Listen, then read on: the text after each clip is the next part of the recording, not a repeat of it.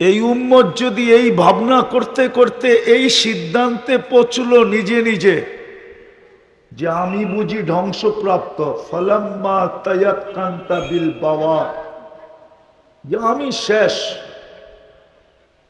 আমি ধ্বংসপ্রাপ্ত, আমার ঠিকানা মনে হয় দোজখ হবে। আল্লাহ বলে এই সিদ্ধান্তে তুই পৌঁছতে দেরি, মানাহতু ইলাইকা রিদওয়ানি, আমি রেজার চাদর দিয়া তোমাকে ডাকতে দেরি করি না।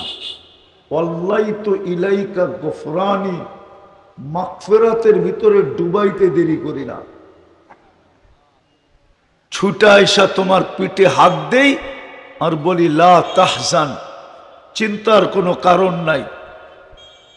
গফারতু লাকা যুনুবা ওয়াল আওসার, তোর চিন্তার কারণে তোর গুনাহ খাতা মাফ করে দিলাম।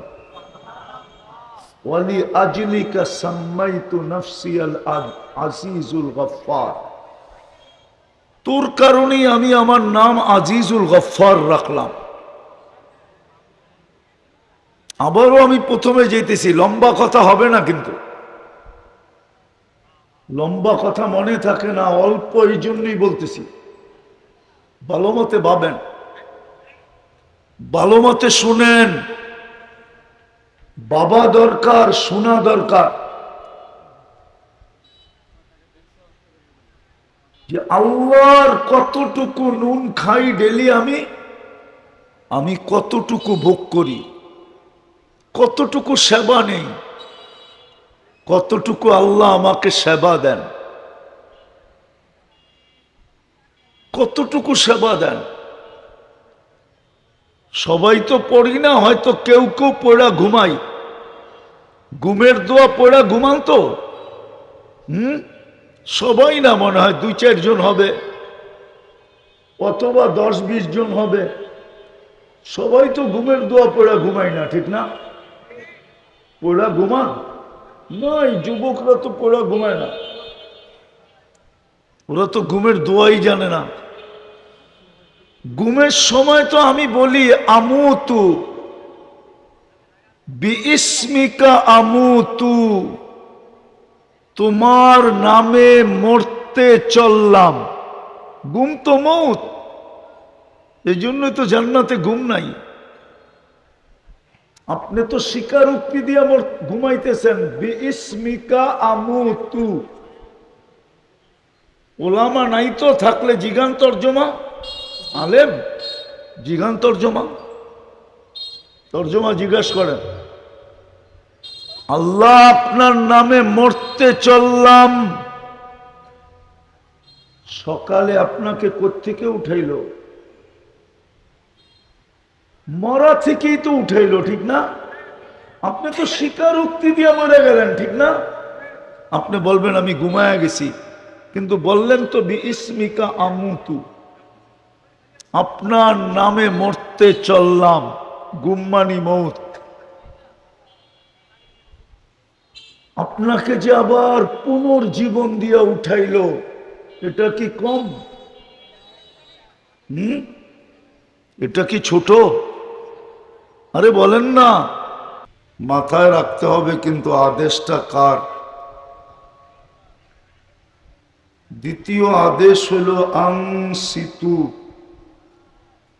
পরিবেশটাকে বিলকুল নীরব নির্জুম রাখো, তাইলে কিন্তু কথাগুলো বুঝে আসবে, দিলে গাঁথবে।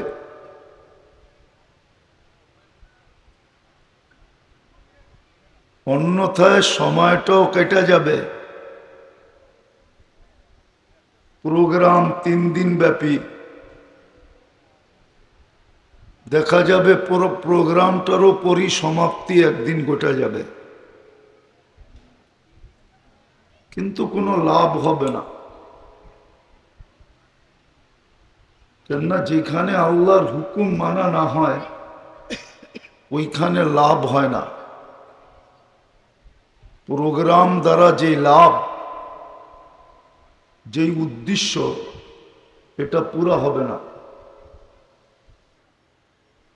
এই জন্য অনুরোধ করতেছি আবারও, এমনকি ভলান্টিয়ারদেরকেও বলবো আওয়াজ যেন না হয়।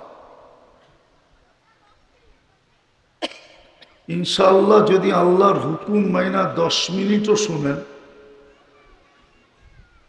তো সারা জীবনের জন্য যথেষ্ট হবে। ওয়াজ বেশি শুনতে হয় না, যদি শোনার মতো শুনে তো অল্পতেই যথেষ্ট হয়। আর যদি শোনার মতো না শুনলাম তো সারা জীবন শুনবো কিন্তু কোনো কাজ হবে না।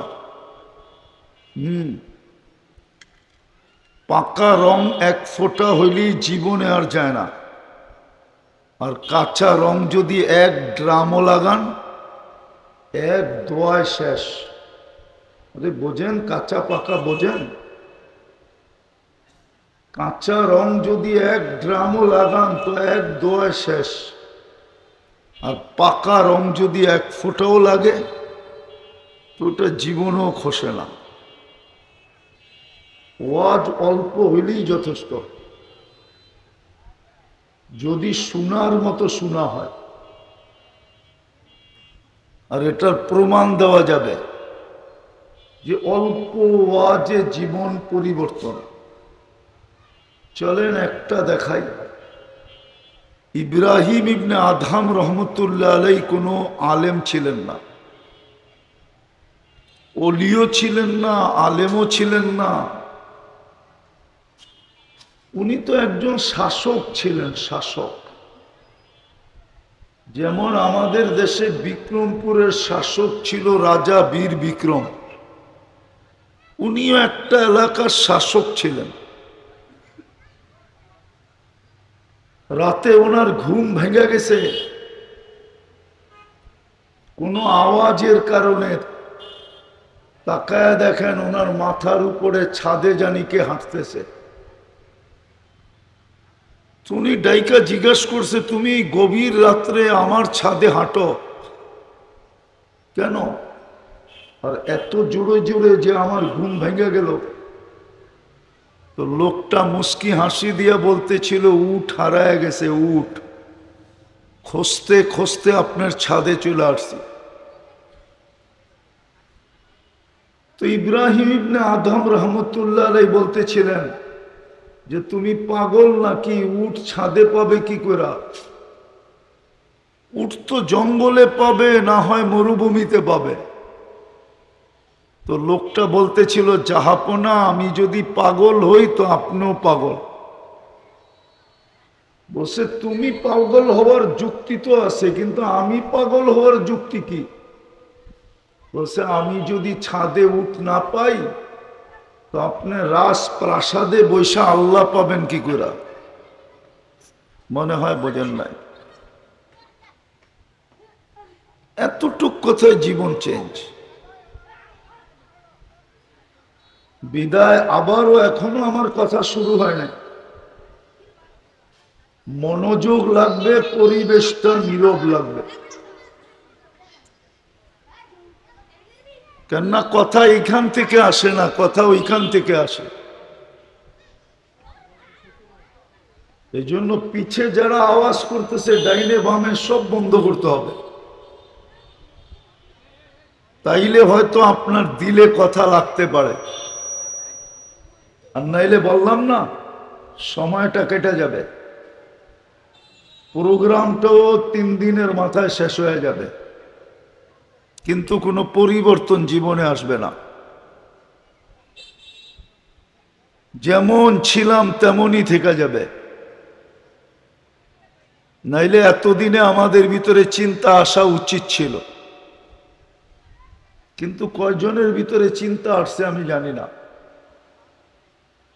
সহজ ভাষায় বলতেছি, চিন্তা আসা উচিত ছিল যে আমি আল্লাহর কতটুকু ভোগ করি, বিপরীতে আমি আল্লাহ আল্লাহ ডেইলি কতটুকু বলি।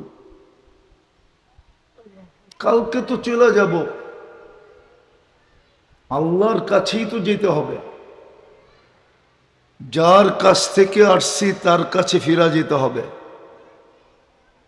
কোরআন এটাই বলে, ইলাইনা তুরজাউন, তোমরা আমার কাছেই আসবে। চলে তো যাব কালকে, কিন্তু কে কখন যাবে এটাও জানে না। যাওয়ার কোনো বয়স নাই, কোনো সময় নাই, কোনো অবস্থা নাই। সুস্থ মানুষও চলে যেতে পারে, যদিও ডাক্তাররা কোনো না কোনো কারণ দেখাবে, আর এটার পিছনেও একটা কারণ আছে। মালাকুল মউতকে যখন নির্ধারণ করেন রূহ নিয়ে যাওয়ার জন্য, তো ওনার মনে একটা চিন্তা ছিল যে আমি যে নিয়ে আসবো, মানুষ তো আমাকে সারা দিন আলোচনা করবে আর গালি দিবে, বলবে লোকটার কোনো কাম নাই। আমাদের এলাকার থেকে, দেশ থেকে, দুনিয়ার থেকে সারা দিন মানুষ উঠাইতে থাকে। ডেলি কিন্তু 6 লক্ষ লোক উঠান। কয় লক্ষ? বিশ্বাস হয় না? গুগলে সার্চ দিয়া দেখেন ডেলি কয় লক্ষ লোক উঠে। WHO বইলা দিবে 6 লক্ষ লোক ডেলি উঠে। তো আল্লাহ ওনার ভাবনার বিপরীতে বলছিলেন, সাআজআলু লিল মাউতি সাবাবা, আমরা মৃত্যুর কারণ বানায় দিব। মানুষ কারণ নিয়ে আলোচনা করবে, তোমার নাম কেউ নিবে না। করোনার সময় কত লক্ষ লোক দুনিয়ার থেকে গেছে, এক পত্রিকালাও তো বলে নাই যে আজরাইল ডেলি এত লোক উঠায় নিয়ে গেছে। উঠায় নিয়ে যায় কে? আরে বলেন না, আজরাইল আলাইহিস সালামই তো উঠায় নিয়ে যায়, ঠিক না? হ্যাঁ, অপারেশনটা তো উনিই করেন, ঠিক না? টিম তো উনিই নিয়ে আসেন, ঠিক না? কিন্তু কেউ তো ওনার নাম দেয় নাই। সবাই বলছে করুণা করুণা করুণা করুণা। করুণা তো একটা কারণ ছিল। এতগুলা লোককে 3 বছরে উঠাবে, এটাই সিদ্ধান্ত ছিল। এটাই কি ছিল? এটা কি ছিল? সিদ্ধান্ত ছিল আল্লাহর। তো কাল যে কোনো মুহূর্তে চলে যেতে পারি, যাওয়ার কোনো বয়স নাই, যাওয়ার জন্য কোনো নির্ধারিত সময় নাই, যাওয়ার জন্য নির্ধারিত কোনো স্থান নাই যে অমুক জায়গায় মরবে। যাওয়ার জন্য নির্ধারিত কোনো অবস্থা নাই যে নামাজ পড়তে পড়তেই মরবে। যে কোনো মুহূর্তে চলে যেতে পারি। আবারও বলতেছি, আজ পর্যন্ত তো একজনও ভাবলাম না, এই মজমায় কেউ বলুক যে আমি আজ পর্যন্ত ভাবছি, চিন্তা করছি যে আমি আল্লাহর কতটুকু ভোগ করি। বলুক যুবকরা, ওরা কি আল্লাহর ভোগ করে না? না করে না?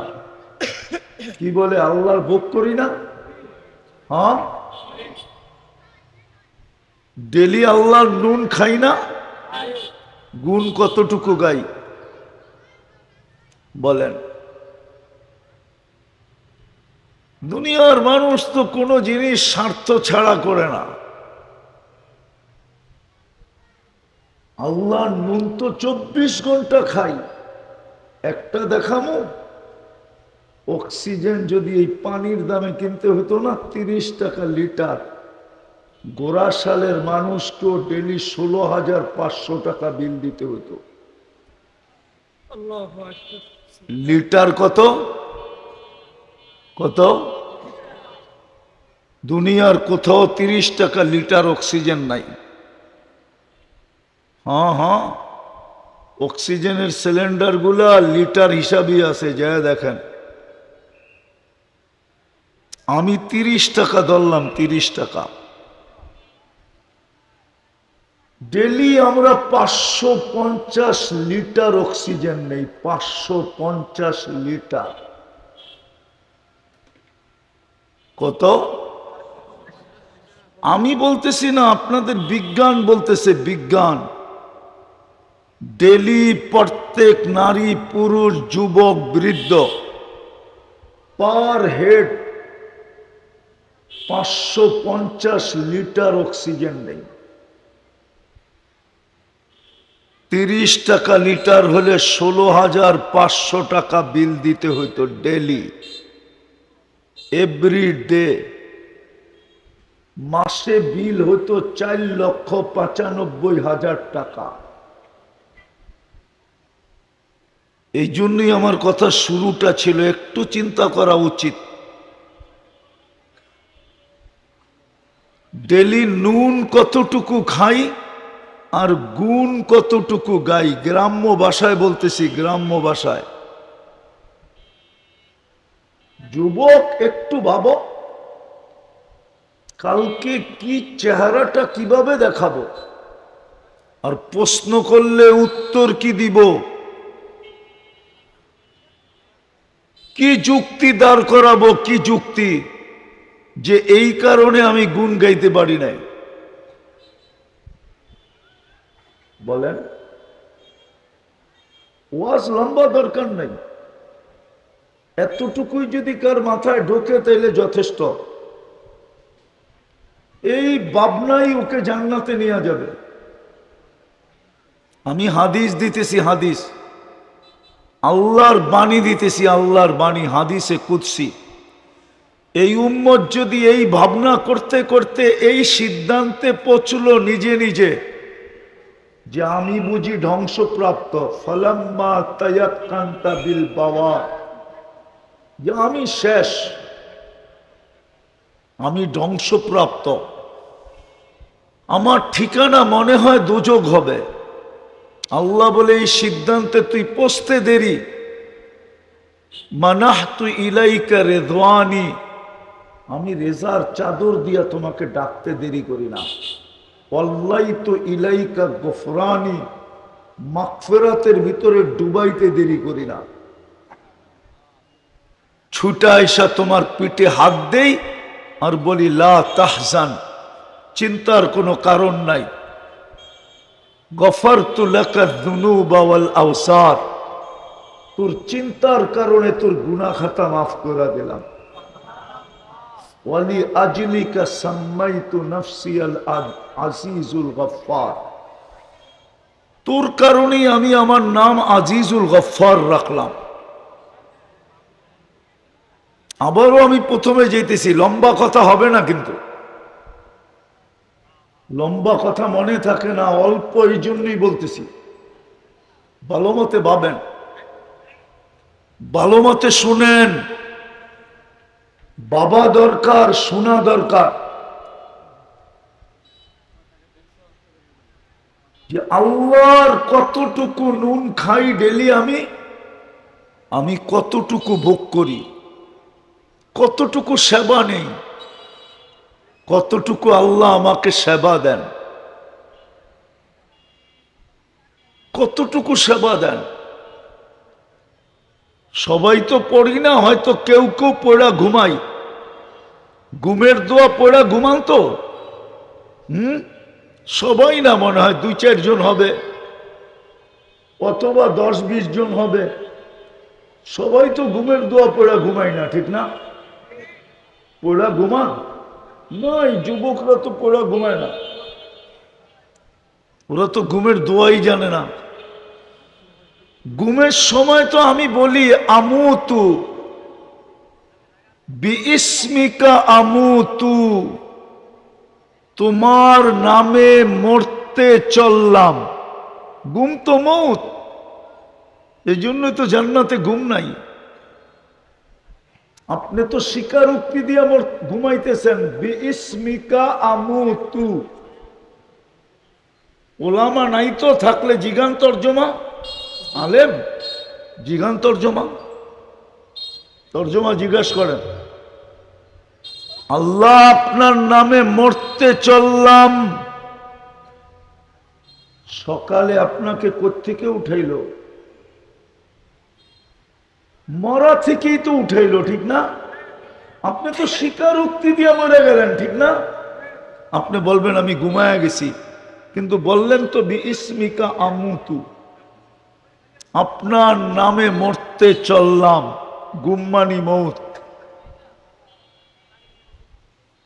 আপনাকে যে আবার পুনর্জীবন দিয়ে উঠাইলো, এটা কি কম? এটা কি ছোট? আরে বলেন না, খালি আওয়াজ করতেছেন, তাইলে ওয়াজ করব না, বন্ধ করে দিব। আমি প্রথমেই বলছি আমার আওয়াজ চলবে না, যতটুক শোনাবো অতটুকুই শুনবেন। এই পর্দা সর্দা উঠায় দেন, এগুলা কোনো মহিলা বসা নাই এখানে যে আপনি পর্দা টানায় রাখছেন। মহিলা থাকলে পর্দার দরকার ছিল।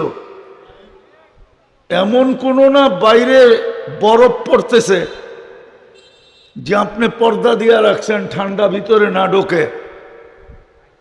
তো যেটা বুঝাইতেছিলাম ভালো মতে বোঝেন, ভালো মতে।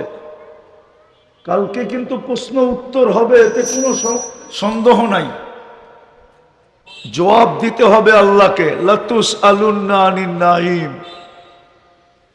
হইতে পারে গোরাশালের মানুষ এক নেয়ামতের হিসাব মিলায় দিতে আপনাকে 50,000 বৎসর দাঁড়ায় থাকতে হইতে পারে। কয় নেয়ামতের? কয়টা? 100 না একটা। আমি প্রমাণ দিতেছি, প্রমাণ। এইখানে একজনও মিলায় দিতে পারবেন না, দুনিয়ার কেউ মিলায় দিতে পারবে না। বলেন দৃষ্টি শক্তি একটা নেয়ামত। কয়টা? দৃষ্টি কয়টা নেয়ামত? শ্রবণ শক্তি কয়টা নেয়ামত? বাক শক্তি কয়টা নেয়ামত? শুধু চোখেরটা বলতেছি। বলেন এই পর্যন্ত কতবার দেখলেন? মিলায় দেন, মিলায় দেন, কতবার দেখলেন? যুবকরা তো শিক্ষিত, ঠিক না? ইন্টারনেটের পোকা, ঠিক না? সারা দিন ইন্টারনেটে থাকে। মোবাইলের আবিষ্কারও মাঝে মাঝে চিন্তা করে যে আমার চেয়ে বেশি তো যুবকরা ফাংশন বোঝে। যে মোবাইল বানাইছে ও এত ফাংশন বোঝে না। হ্যাঁ, ও তো এত বোঝে না যে তো এই যুবকরা বোঝে, এই ছেলেরা বোঝে, ঠিক না? ওরা মিলে দেখ কতবার দেখছে এই পর্যন্ত। হাসলে চলবে না, কিয়ামতের দিন মিলে দিতে হবে। তুমি 2 ক্যামেরা দিয়ে দেখো নাই, যখনই দেখছো 26 কোটি ক্যামেরা দিয়ে দেখছো। 26, 13, 13, 26। 2 চোখে 26 কোটি ক্যামেরা। তুমি ছবি তুললে লাইট ফ্লাশ হয় না? ফ্লাশ। তুমি একবার দেখলে 26 কোটি ক্যামেরা ফ্লাশ হয়। মজাক না, কোরআন এটাই বলে লাতুস আলুন্না আনিন নাঈম। একটা নেয়ামতের জিজ্ঞাসা করে তোরে ফাঁসায় দিব।